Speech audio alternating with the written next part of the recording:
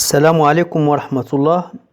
Dans cette vidéo, on va faire la résolution d'un exercice qui porte sur l'équilibre d'un corps soumis à trois forces du programme du tronc commun scientifique. Je vous demande de bien lire l'énoncé attentivement et de faire la résolution avec application avant de visionner la solution.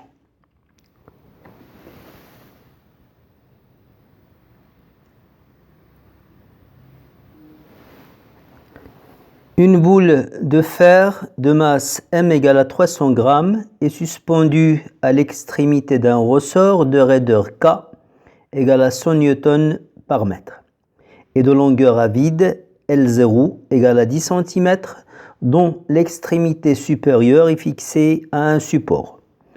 On donne G égale à 10 N par kg. La boule est en équilibre et le ressort est vertical.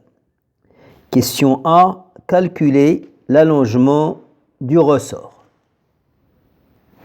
On va commencer par désigner le système étudié. Le système étudié, c'est la boule.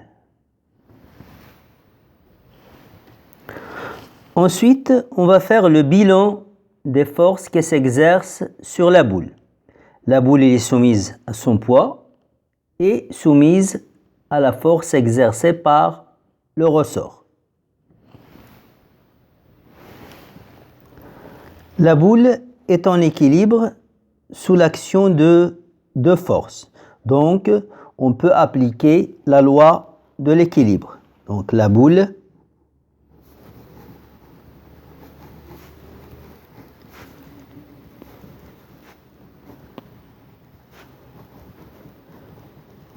est en équilibre. Donc, d'après la loi d'équilibre, on peut écrire la somme des vecteurs force égale vecteur nul. P plus T égale vecteur nul. Donc, T égale, je fais passer P de l'autre côté, égale à moins P. Le vecteur T et le vecteur P sont opposés.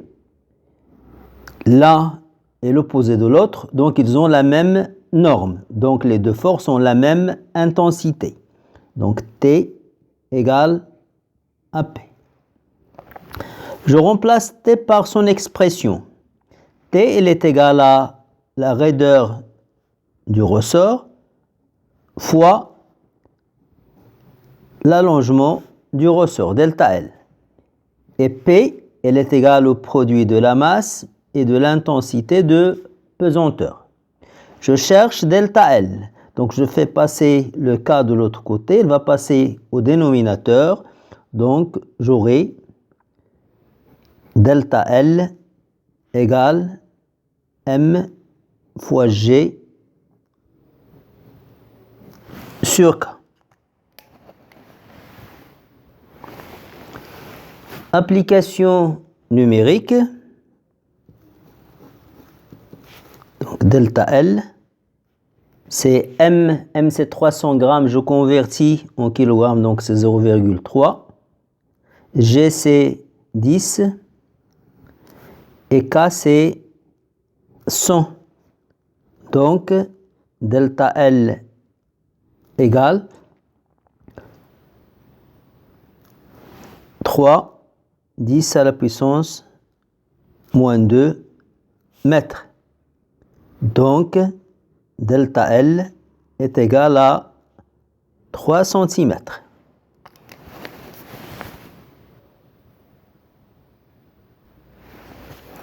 Question 2. Calculer la longueur du ressort si la boule est complètement immergée dans l'eau contenue dans un bécher. On donne les masses volumiques, la masse volumique de l'eau, 10 à la puissance 3 kg par mètre cube, et la masse volumique du fer, 7,87 10 à la puissance 3 kg par mètre cube. Le système étudié, c'est toujours la boule. Le bilan des forces, quant à lui, il a changé. La boule est toujours soumise à son poids, toujours soumise à l'action du ressort, mais s'ajoute l'action de l'eau, c'est-à-dire la poussée d'Archimède exercée par l'eau sur la boule qui est totalement immergée dans l'eau.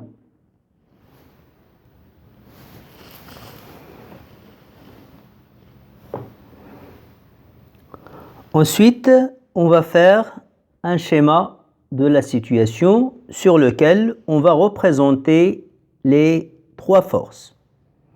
Bien sûr, sans souci d'échelle.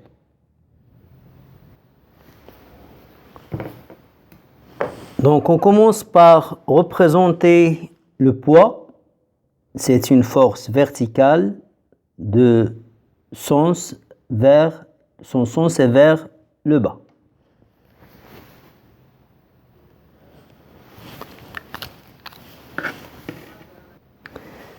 T est verticale vers le haut, c'est la force exercée par le ressort.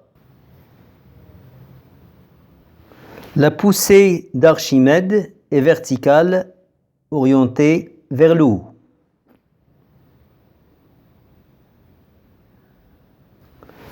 La boule est en équilibre, donc d'après la loi d'équilibre, la somme des vecteurs force est égale au vecteur nul.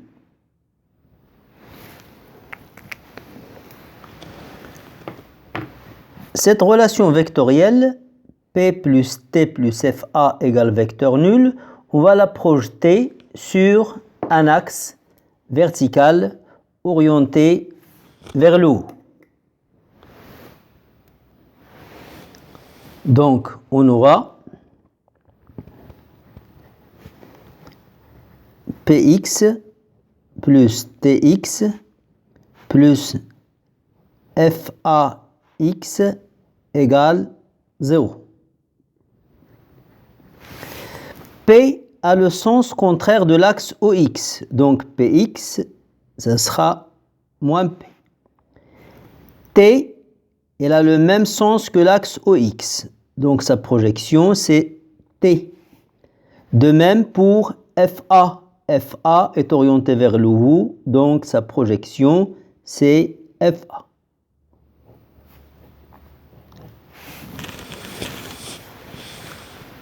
Je cherche la longueur du ressort. Donc, je cherche l'allongement du ressort. Donc, je vais isoler le T. Donc, j'aurai T égale, le P va passer de l'autre côté, ça va devenir P, moins FA. Donc, on aura T, c'est K fois delta L. P, c'est M fois G. Et FA, c'est la masse volumique de l'eau fois le volume de la boule qui est entièrement immergée dans l'eau fois G. Donc j'aurai K fois delta L égale M, la masse de la boule, moins ρ de l'eau fois V et je mets G en facteur. On connaît la masse de la boule, on connaît la masse volumique de l'eau, on connaît l'intensité de pesanteur, mais on ne connaît pas le volume de la boule. Or, on sait que la masse de la boule, c'est la masse volumique du fer qui constitue la boule fois le volume de la boule. Donc, le volume de la boule égale la masse de la boule sur la masse volumique du fer. Je remplace V par son expression dans cette relation. Donc, j'aurai K fois delta L égale M moins ρ de l'eau fois M sur la masse volumique du fer. Le tout fois G. Donc j'aurai K fois delta L égale, là j'ai M, là aussi j'ai M, donc je peux mettre le M en facteur. Donc A moins ρ de l'eau sur ρ du fer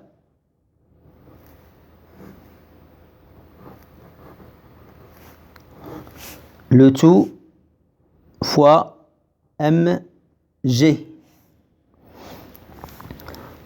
Donc, j'aurai K. Delta L, c'est quoi? Delta L, c'est L plus L0 plus, pardon, c'est L moins L0. Égale 1 moins ρ eau sur ρ fer, le tout fois mg. Donc on aura L moins L0 égale 1 moins ρ de l'eau sur ρ du fer, le tout fois m fois g sur K. Donc finalement, on aura L égale, je fais passer L0 de l'autre côté, ça va devenir plus L0 plus 1 moins ρ de l'eau sur ρ du fer fois mg sur K. Tous les paramètres sont connus, donc je peux passer à l'application numérique.